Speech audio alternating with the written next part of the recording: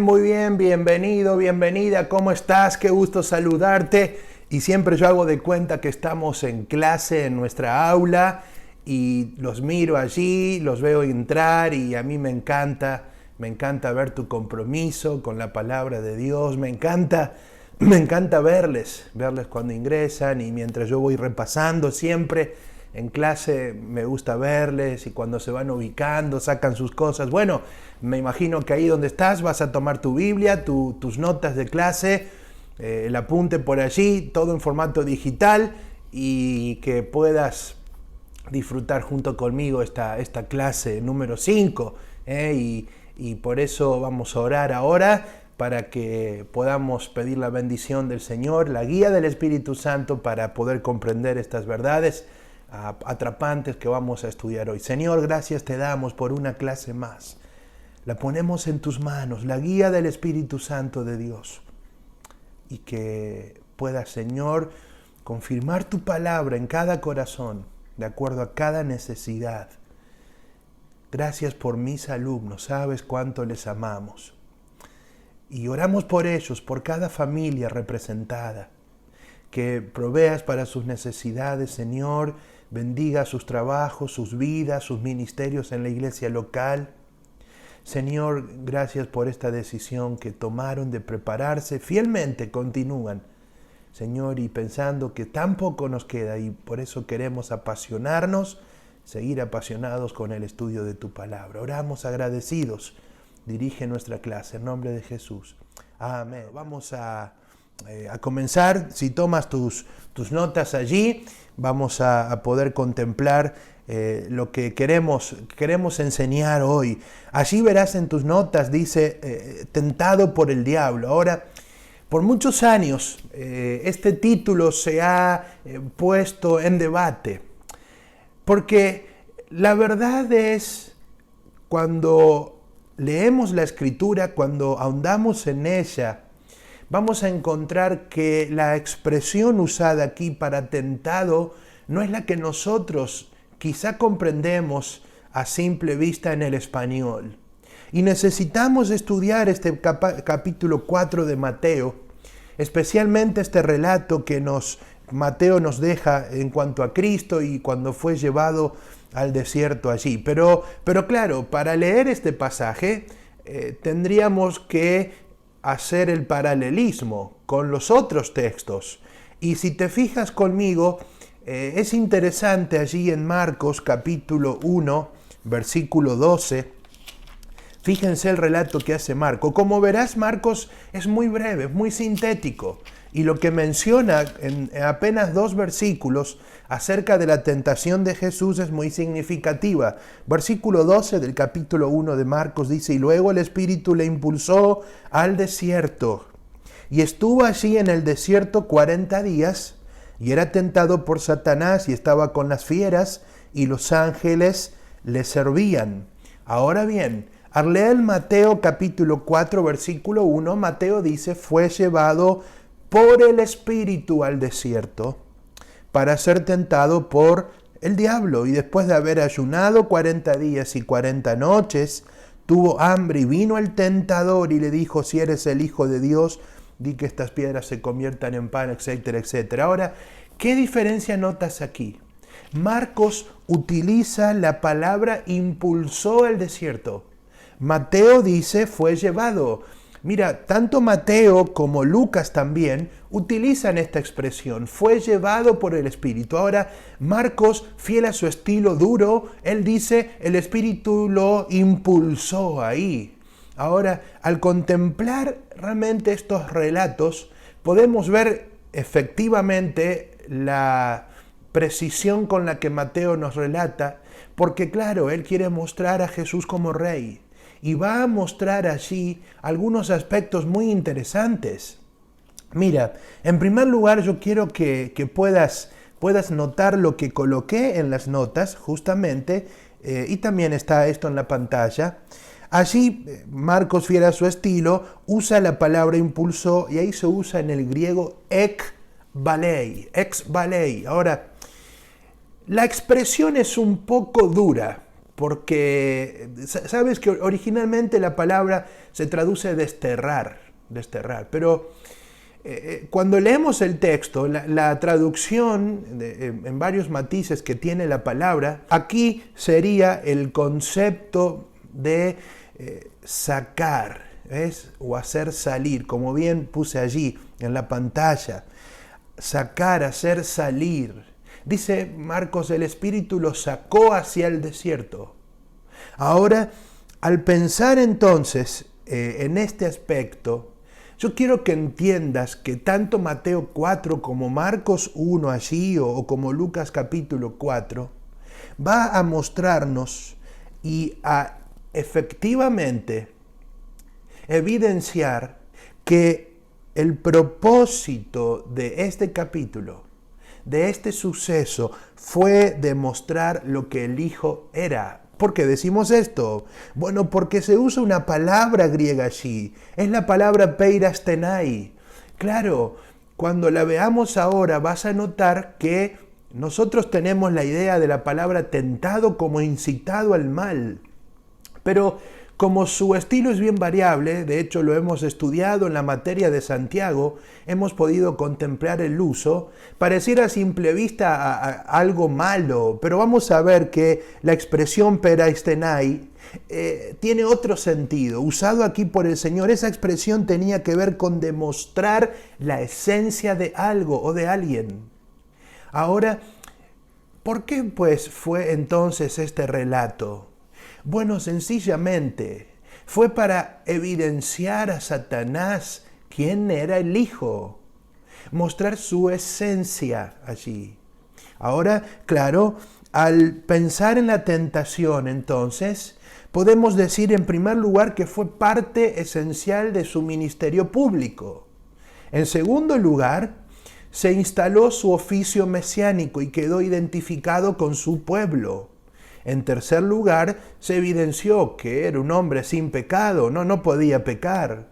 Y por supuesto, un Salvador digno. Esas 4 características fueron las que evidenciaron este relato. Ahora bien, mira, al pensar nosotros allí en Satanás y Dios, tenemos que pensar en el tentador y en el Salvador. Ahora, fíjese el propósito de Satanás. Tuvo la intención de conseguir consumar el pecado para frustrar el plan de Dios en la redención del hombre. Pero claro, Dios mostró a su Hijo sin pecado y evidenciar su poder para redimir. Ese es el contraste que podemos hacer aquí. Satanás intentó conseguir consumar el pecado, frustrar el plan de Dios en la redención del hombre, pero Dios mostró a su Hijo sin pecado y evidenció su poder para redimir. ¿Qué quiso hacer Satanás? Descalificar al Salvador. Pero cuando vemos el relato, vemos que el Salvador se dignifica, se magnifica, se exalta. Es muy interesante. Este cuadro es importante que lo tengas presente allí. Ahora, cuando pensamos nosotros en este relato, es muy significativo que dice en las notas algo que quise yo acoplar aquí. No es que Cristo haya experimentado todas y cada una de las tentaciones que experimenta el ser humano, sino más bien que Él fue tentado en todas las áreas en que el hombre es tentado, es decir, los deseos de la carne, los deseos de los ojos y la vanagloria de la vida. En esas 3 áreas aquí, en el relato de Mateo 4, podemos contemplarla. Ahora, ¿esto qué nos habla? Claro, el deseo de la carne, un enemigo interno. Luego, el deseo de los ojos, el enemigo inmoral. Y la vanagloria de la vida, el enemigo invisible. ¿Te acuerdas que Juan en su capítulo 1, él va a enseñarnos esto? Y va a decir que si amás al mundo, las cosas que están en el mundo, y habla de los deseos de la carne, los deseos de los ojos y la vanagloria de la vida. Bueno, ese cuadro encaja aquí en Mateo capítulo 4. Ahora, al pensar en esto, pues, tenemos que nosotros ver algunas palabras que también nos van a dejar lecciones. Así, recuerda qué fue lo que evidenció este relato. Pero al ver, por ejemplo, el capítulo 4, versículo 1, dice, entonces Jesús fue llevado por el Espíritu. Ahora, la pregunta que surge aquí, si realmente iba a ser tentado, si iba a ceder a la tentación, podemos suponer como algunos argumentan, ¿por qué fue llevado allí por el Espíritu? ¿Qué propósito tenía? Siempre que el Espíritu Santo de Dios guía, Él va a cumplir un propósito. Él va a evidenciar un propósito. Y dice aquí que fue llevado por el Espíritu. Ahora noten bien que la expresión llevado en el griego literalmente se traduce guiado o conducido. Dice que fue conducido, fue guiado, a diferencia, ¿te acuerdas de Marcos que dijo impulsado, desterrado allí? Bueno, la idea de Mateo aquí es guiado, conducido. Fue conducido por el Espíritu al desierto, en ese lugar. Claro, Satanás creyó que era la ocasión perfecta. Estuvo 40 días sin comer, dice la Biblia aquí en el relato, tenía hambre. Y entonces Satanás creyó que era la ocasión perfecta, que en su debilidad física Cristo caería. Pero claro, el Espíritu lo llevó allí para cumplir el propósito de Dios, para evidenciarle a Satanás quién era el Hijo. Por eso es importante. Es importante comprender la esencia de este capítulo 4. El propósito, repito, era evidenciarle a Satanás quién era el Hijo. Satanás también trató de obstaculizarle cuando el Señor iba a ir a la cruz del Calvario. ¿Ves? Por eso estas palabras son muy, muy importantes. Ahora, noten que dice que fue tentado. Y esta es la palabra que habíamos mencionado al principio de clase. Aquí se usa peirastenai. Ahora bien, esta expresión literalmente es traducida como examinar, someter a prueba a una persona. ¿Pero para qué? Para conocer su verdadera naturaleza o carácter, ¿ves? Por eso Mateo usó esta palabra peirastenai. Someter a prueba a uno allí para conocer su verdadera naturaleza, para evidenciar su naturaleza. No es que la persona que fue llevada allí, en este caso Cristo, no conocía su naturaleza. Él era Dios, hecho hombre, su verdadera, su 100% humanidad, pero quería mostrarle a Satanás, evidenciarle quién era el Hijo y el poder que él tenía, lo que él podía hacer, ¿ves? Por eso se usa esta palabra clara aquí y clave, peirastenai, allí. Mira, interesante un concepto que quiero leerte en las notas. Hay algo en lo que debemos fijarnos bien justamente al principio de nuestro estudio, y es el sentido de la palabra tentar. La palabra que se usa aquí, como ya lo hemos indicado, es peirastenai. En el español, la palabra tentar tiene un sentido uniforme y sistemáticamente malo, pero siempre quiere incluir a una persona, inducir, a una persona a hacer algo que no está bien. Procurar seducirla al pecado, tratar de persuadirla a tomar una decisión contraria a la moral o a la ley de Dios. Pero peirastenai tiene un elemento completamente diferente en su significado. Quiere decir probar mucho más que tentar. Probar mucho más que tentar. De hecho, es el sentido correcto aquí de la palabra. Mostrar la sustancia de lo que se prueba. El propósito es evidenciar algo o alguien. ¿Ves? Por eso se usa aquí peirastenai. Ahora, coloqué un cuadro allí. Dice, aquí tenemos pues una gran verdad edificante. Lo que llamamos tentación no nos viene para hacernos pecar, sino para capacitarnos para conquistar el pecado. No para hacernos malos, sino buenos. No para debilitarnos, sino para que surjamos de la prueba mucho más fuertes y auténticos y puros.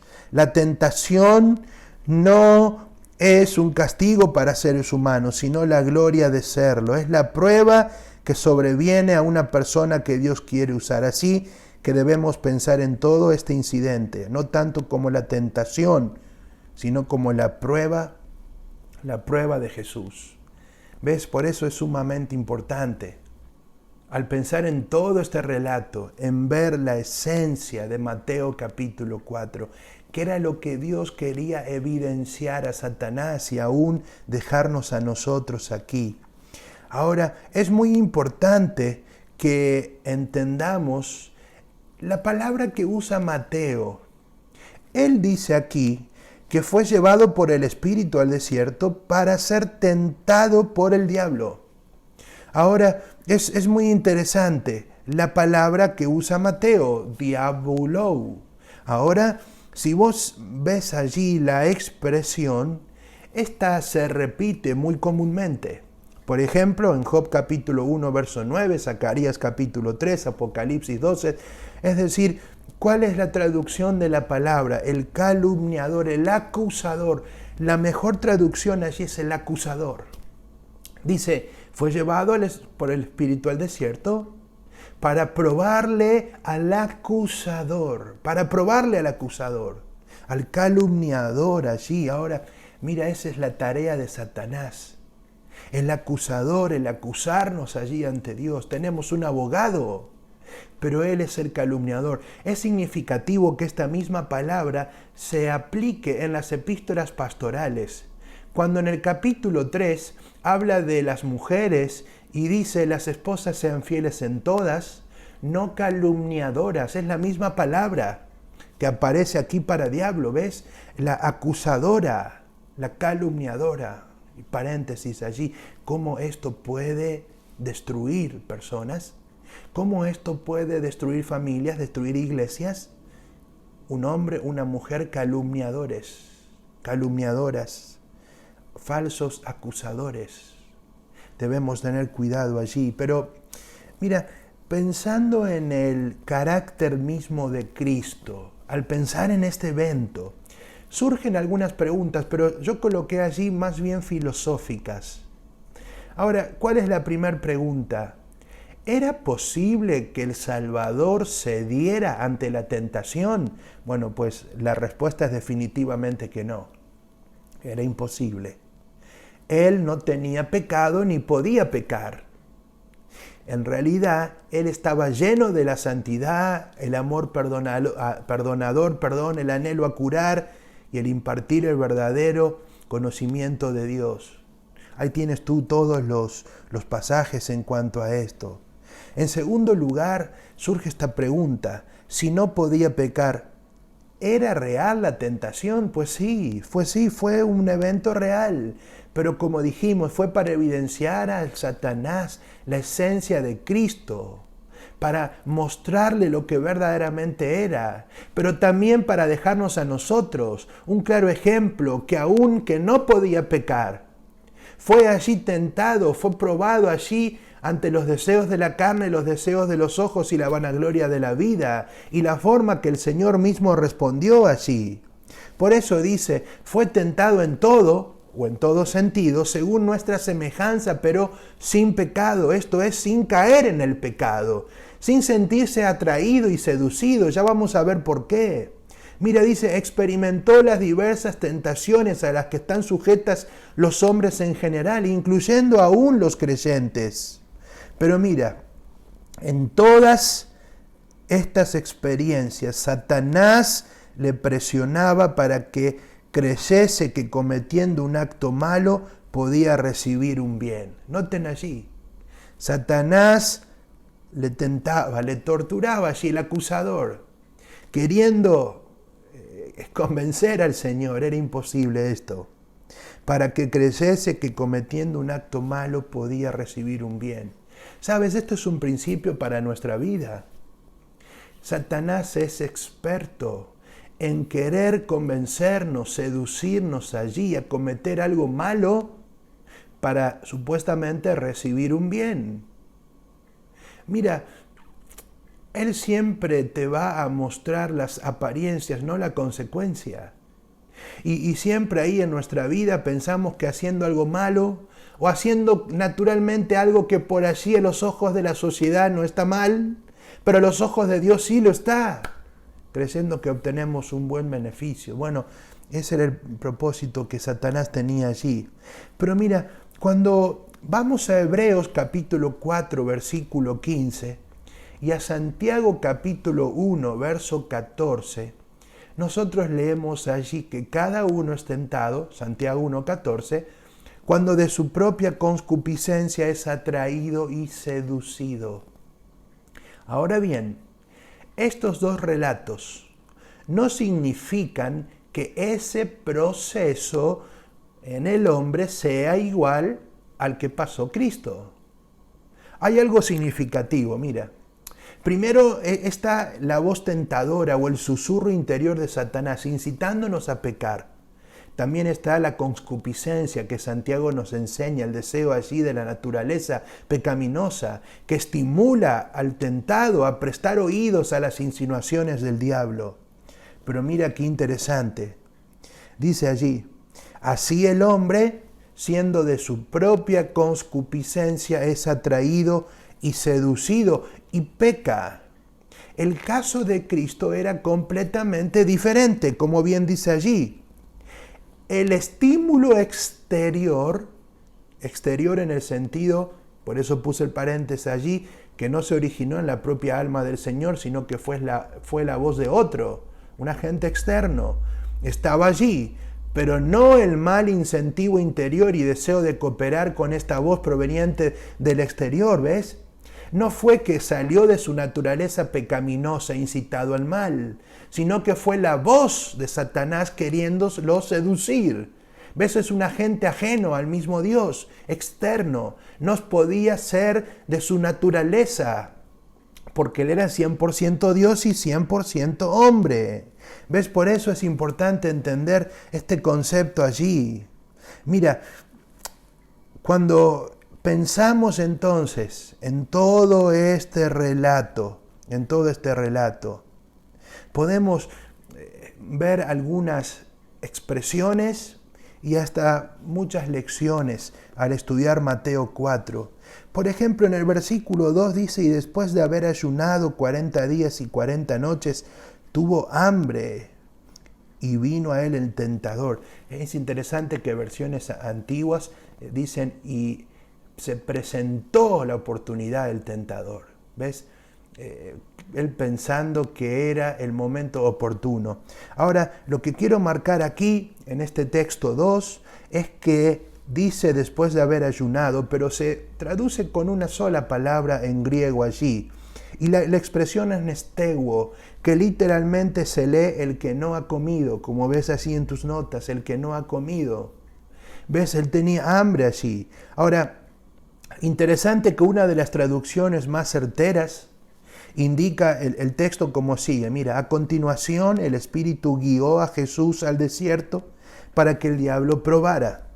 Después de pasarse voluntariamente 40 días y noches sin comer, estaba hambriento.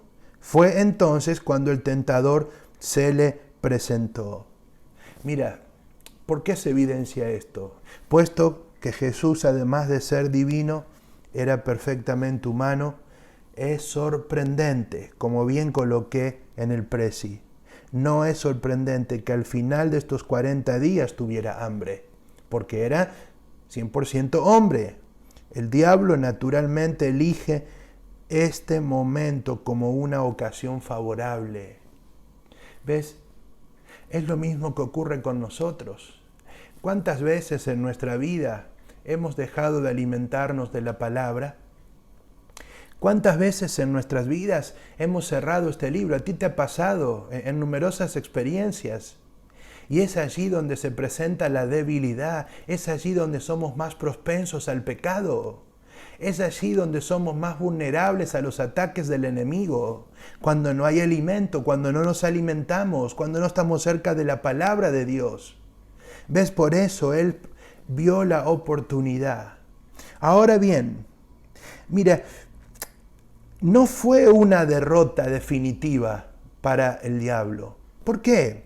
Porque si te fijas allí en las notas, el tentador le habló otra vez a Cristo en Cesarea de Filipo, cuando Pedro trató de disuadirle de seguir el camino de la cruz. Y cuando tuvo que decirle a Pedro, apártate de mí, quítate de mí, Satanás. Luego, al final de su recorrido, Jesús pudo decirles a sus discípulos, vosotros habéis permanecido conmigo en mis pruebas y nunca en toda la historia humana ha habido una lucha con la tentación como la que Jesús mantuvo en Getsemaní con el tentador cuando trataba de apartarle del camino de la cruz. ¿Ves? Pero Satanás fue vencido, fue derrotado allí.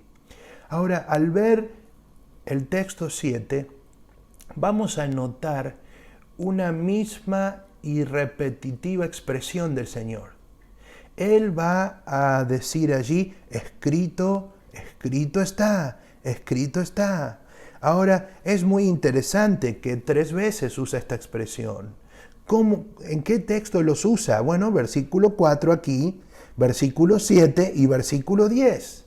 Y cada vez que hace el Señor esta referencia, está citando un mismo libro, el libro de Deuteronomio. Ahora, ¿qué llamativo es esto? Es llamativo. ¿Por qué? Porque al pensar en todas estas palabras, vamos a encontrar también lecciones para nosotros. Pero si te fijas, algo que coloqué en la pantalla y también está en tus notas, allí se usa la expresión tentarás, no tentarás al Señor. Ahora es muy diferente a la del texto 1. Allí se usa ekpeirazo. Es la misma palabra que, por ejemplo, aparece en 1 Corintios capítulo 10, verso 9. Y ekpeirazo allí significa poner a prueba. ¿Ves? Es diferente. La otra tenía que ver con mostrar una esencia, evidenciar una esencia, peirastenai. Pero aquí se usa probar, poner a prueba. No pondrás a prueba al Hijo de Dios, le respondió el Señor. Ahora, claro, entonces, ahora sí, al ver este concepto de escrito está, si te fijas, interesantemente, allí el Señor en esos 3 versículos usó el libro de Deuteronomio. ¿Esto qué nos evidenció? ¿Qué nos mostró a nosotros? Bueno, nos mostró que Cristo consideraba el mismo libro de Deuteronomio como la misma palabra de Dios. De hecho, otros pasajes van a mostrarnos la consideración que Cristo tenía de las Escrituras. Ahí puedes ver en las notas los pasajes. Pero mira, para él la Escritura del Antiguo Testamento, en la forma que él mismo la interpretaba, era evidentemente la piedra angular de la verdad para la vida y la doctrina. Y él usa escrito está, grafó en griego. ¿Sabes que grafó tiene 3 matices? Primero se traduce como tallar, grabar y sellar. Dice el Señor, Satanás, sellado está, grabado está, tallado está. ¿Ves? Garantizando la misma palabra de Dios allí. El Señor respondió, escrito está. Claro, Él estaba lleno de la palabra. ¿De qué estamos llenos nosotros? ¿De qué estamos llenos nosotros? Él estaba lleno de la palabra ahí. Mira, ¿qué evidenció todo esto? Bueno, Él evidenció en primer lugar su persona, la esencia, su divinidad y su deidad. 100% Dios, 100% hombre. Se evidenció a Satanás esto, también se evidenció su poder. Él no podía pecar, inclusive venció a la muerte. Fue a la cruz, Él era poderoso. También se evidenció su palabra. El mismo Señor lleno de la palabra allí. Pero también se evidenció su plan. Ese fue el camino que atravesó el Señor hasta llegar a la cruz. El Salvador, gloria a Dios por ello. ¿Ves? Estas 4 cosas evidenciaron allí. Pero ahora, ¿qué pasos usa el enemigo? Evidentemente, tomado de Mateo 4 y Marcos capítulo 1. ¿Qué pasos usa el enemigo? Bueno, mira, el enemigo en primer lugar usa la atracción. ¿Ves? Aquello que te atrapa. No en vano el apóstol Pablo incansablemente en sus epístolas nos habla de estar firmes en la fe, de no alimentar, por ejemplo, en Gálatas el pecado. Pablo mismo dice, el que piensa estar firme, mire que no caiga. Luego nos exhorta allí Pedro, alimentarnos de la palabra, amar este libro para no caer. somos propensos allí. Por eso, Satanás muestra allí la atracción, la atracción. Mira, recordaba, quizá tú conoces a un evangelista nato, Fernando Soriano se llama. Él es misionero y Dios le rescató del mundo de las drogas. Sabes, interesantemente, él es un evangelista, él predica el evangelio. Hace poco le pregunté, Fer, gloria a Dios por tu don espiritual, gloria a Dios por tu compasión, por las almas. Y le dije, ¿qué es lo que te impulsa en tu don espiritual? Él me dijo así, la sed por las almas. Gloria a Dios. Pero él es el claro ejemplo de que Satanás le presentó el atractivo, un hombre que tiene SIDA, pero sin embargo el SIDA no lo tiene a él. Va y predica el evangelio por el mundo. Pero Satanás es muy astuto. Atracción, en segundo lugar, seducción. Él va a tratar de seducirme. Tendríamos que ir a varios pasajes para mostrar este proceso que ya conocemos. Claro, la desobediencia él usa allí y por supuesto la destrucción. Ahora, para terminar, ¿qué puedo o cómo puedo vencer la tentación? Bueno, en primer lugar, aferrándome a la palabra. En segundo lugar, alejándome del pecado, por supuesto, al aferrarme a la palabra, al estar cerca de la palabra, me alejo del pecado, abnegándome a los placeres, no alimentando esos placeres allí, con principios bíblicos y, por supuesto, arrodillándome ante su persona, viviendo de rodillas allí, viviendo de rodillas cada día de nuestra vida, aferrándonos a la palabra. Hoy, mira, hoy hemos cerrado la palabra de nuestros púlpitos. Hoy la hemos cerrado. Debemos volver a ella, debemos aferrarnos a ella, amarle a ella, estudiarle, que ella transforme nuestra vida, nuestro carácter, nuestro corazón y nuestra conducta.